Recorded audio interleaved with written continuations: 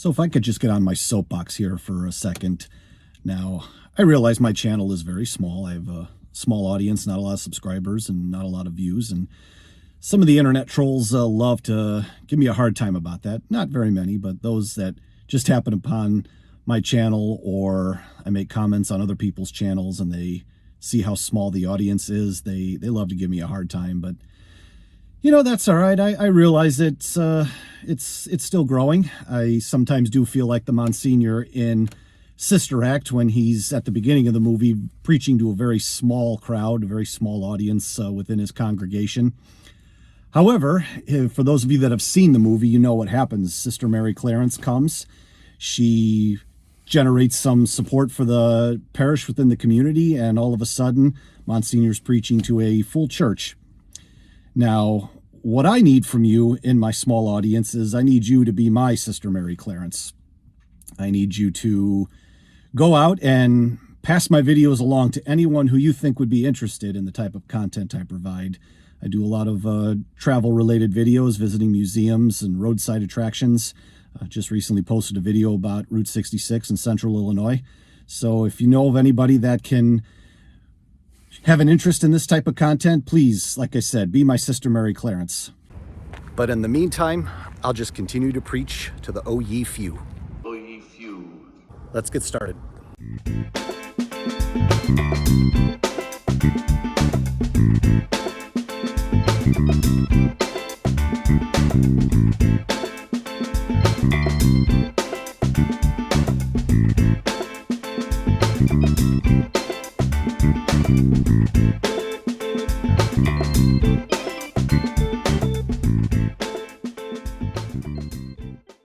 Greetings everyone, Mike Allen from Chicagoland, coming to you from the west side of Chicago.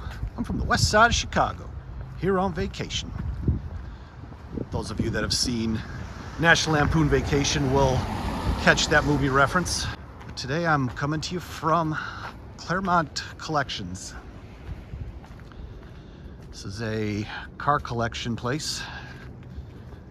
Has over 100,000 square feet and 2 floors inside this big, huge building here.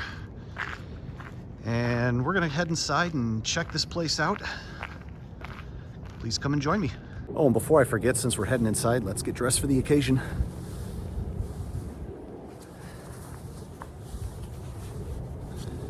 There, that's better.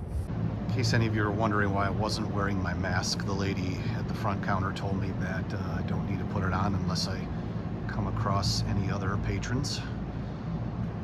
Pretty wide open space here, so.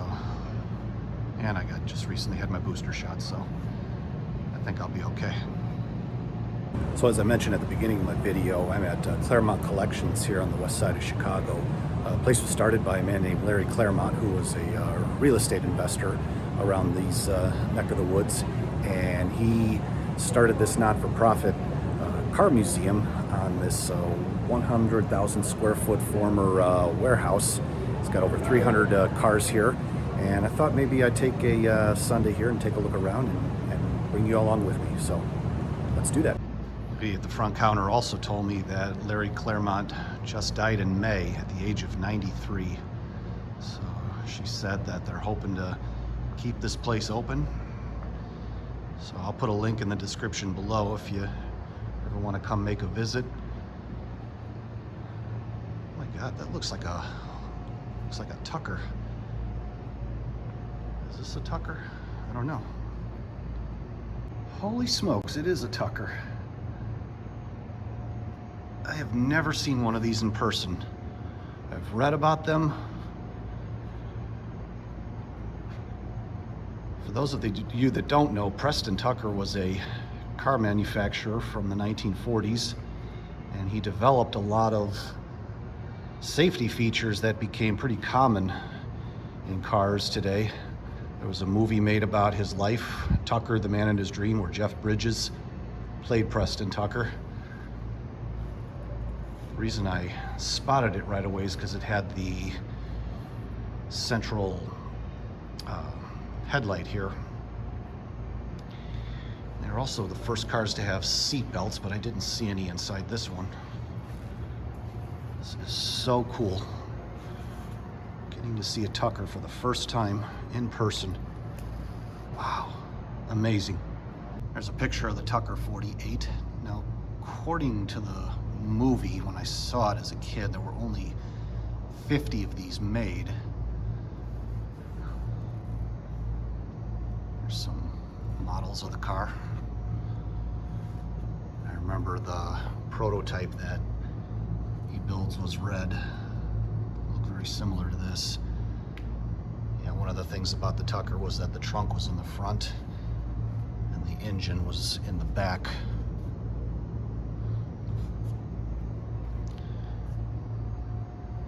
There's one of the signs, Tucker Motor Car Sales and Service. And it wouldn't be one of my videos without a Texaco gas pump in it. This is the 1960 Ford Spaceliner concept vehicle. And I guess back in the 60s, these types of domed roofs here were pretty popular within concept vehicles. I guess car makers back in the 60s thought that we'd all be driving around in stuff like this nowadays. You know, from far away, I thought this was Daniel LaRusso's car in The Karate Kid, but he drives a 47 Ford. And I looked on here, and this is a 1940 Buick, one of the pre-war cars. Came out before World War II. And it also wouldn't be a video of mine without some references to Route 66. Here they have a recreation of the Rancho Cucamonga service station in Rancho Cucamonga, California. How anybody ever thought a car like this would ever be driven out on the road is beyond me. I couldn't find any information about this, but it definitely looks like a concept vehicle. And I just love these old-fashioned pump cars. If any of you saw my Volo Auto Museum video, I talked a little bit about these. I had one when I was a kid. My grandpa bought it at a flea market at a very discounted price. I believe it is sitting in my parents' shed down in Texas, but it is still in the family. Here's some information about the 1920 Pierce Arrow Model 48.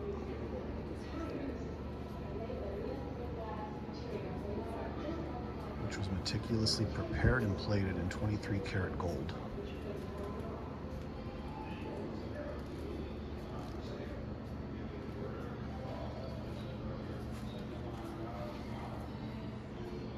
Can't imagine how much Mr. Klairmont must have paid for this car.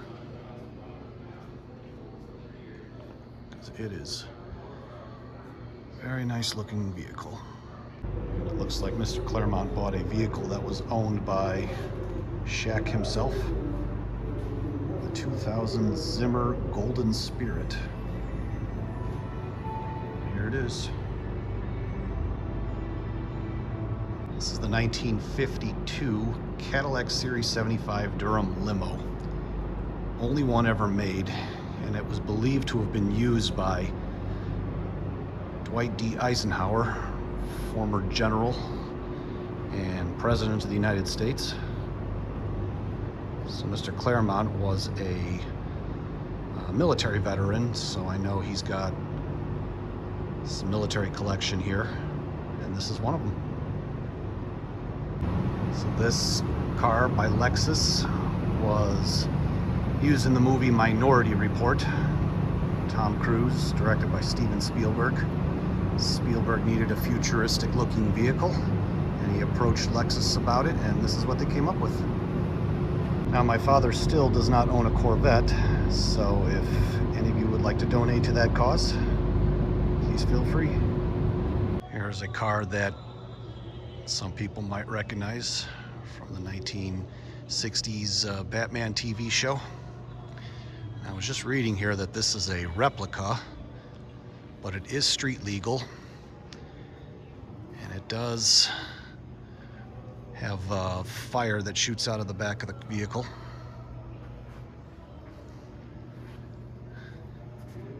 This is a pretty accurate representation of the car. It even has the bat phone in there. There's a replica of the 1989 and 1992 Batman movies that Tim Burton directed, with Michael Keaton starring as Batman. Should mention that both Batmobiles, these were not screen used, these are just replicas. But it is still cool to see. And they do have the Batcycle here too, with Burt Ward as Robin. And I guess you could say this looks a little bit like Adam West. Not the same colored costume as in the TV show and movie from the 1960s. And along with the Tucker, I think this is the first time I've ever seen a Model T in person. This is a 1913 version. This is amazing, getting to see one of these. This was the vehicle that sparked the car industry and made automobiles affordable. When Henry Ford combined the assembly line with the car. It's a 1964 Amphicar. Could float on water and drive on the road. There's a picture next to it of former President Lyndon Johnson driving it in the water. Mr. Klairmont in his Marine Corps uniform. And in this room here, he's got used to be some of his old uniforms from his military days. It looks like they have an old Route 66 motel sign.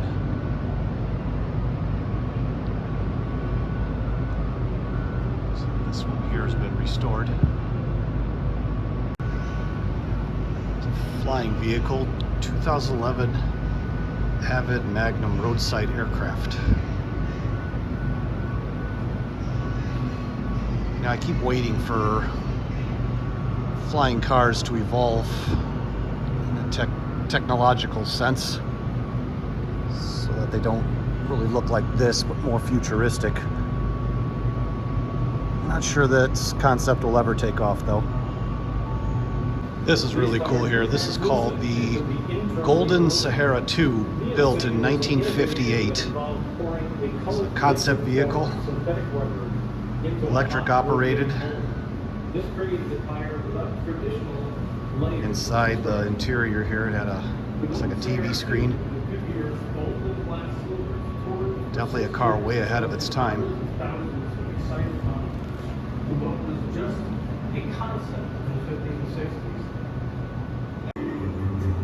So Mr. Klairmont bought the Golden Sahara at auction, $350,000, and restored it.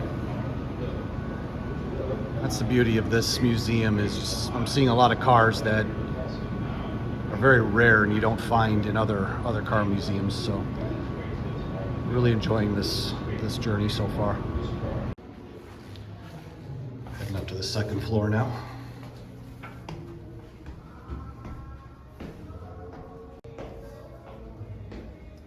Seeing another Tesla as I come up to the second story of this building. This one's the 2008 Roadster. And Mr. Klairmont must have loved model trains, because he's got one right here. Starting out on the West Coast with the Hollywood sign, Mount Rushmore.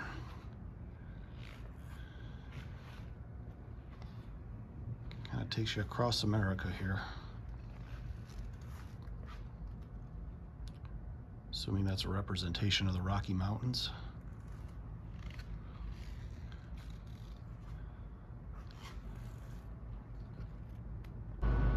'1930 Ford Model A motorhome with outdoor trailer. Yeah, this is pretty crazy.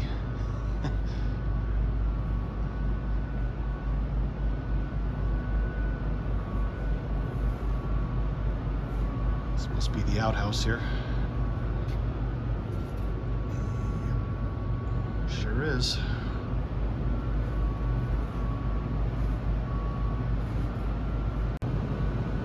Even have a place in the back to hang your clothes up. Yeah, this is definitely a rare collection of automobiles. Probably not going to find many of the ones that we're seeing here. Don't think I've seen a 57 Chevy yet, and I can understand why. Mr. Klairmont really liked his rare vehicles. So, but I think that's what makes this museum so unique and why I've enjoyed it so much. So I'm going to look at a few more cars and then we're going to call it a day. And one of the first times I'm seeing a Delorean not all dolled up in Back to the Future gear. 1981. Get a peek inside. With no flux capacitor or time circuits. So this is what the inside of a DeLorean looks like when it's not in a movie. I stand corrected, there is a small flux capacitor right here in the front of the car. Here's a 1993 Chevy Camaro pace car used at the Indianapolis 500. This particular vehicle was the personal car of the general manager of GM at the time.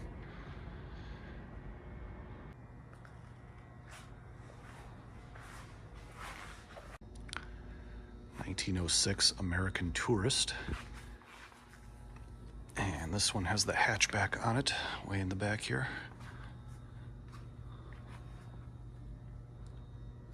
1910 Buick Model 10. Looks like this thing's been restored. It's pretty cool. It's got the steering wheel here on the right side.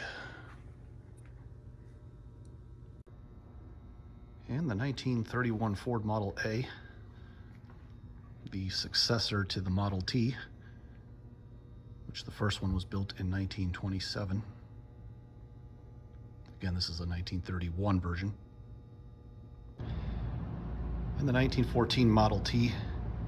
I was reading on one of the signs earlier that Henry Ford would only sell them in black.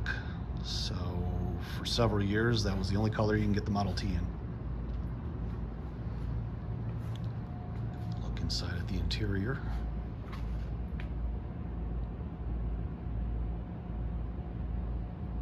So I thought in front of the Tucker was the best place to end today's video. Again, at Klairmont Kollections, west side of Chicago. I'll put a link in the description below. If you're a car enthusiast and you're into this kind of stuff and you happen to be in the Chicagoland area, please come and check this place out. It's really cool. Got a lot of rare collection of vehicles here that you don't really find anywhere else. So yeah, I'll definitely want to make a return trip here someday when I have a little bit more time. Before I go, if you wouldn't mind just hitting that subscribe button, I would really appreciate it. You can take it a step further and visit my Patreon account. I'll put a link in the description below. And until next time, looking forward to seeing my next video. Take care.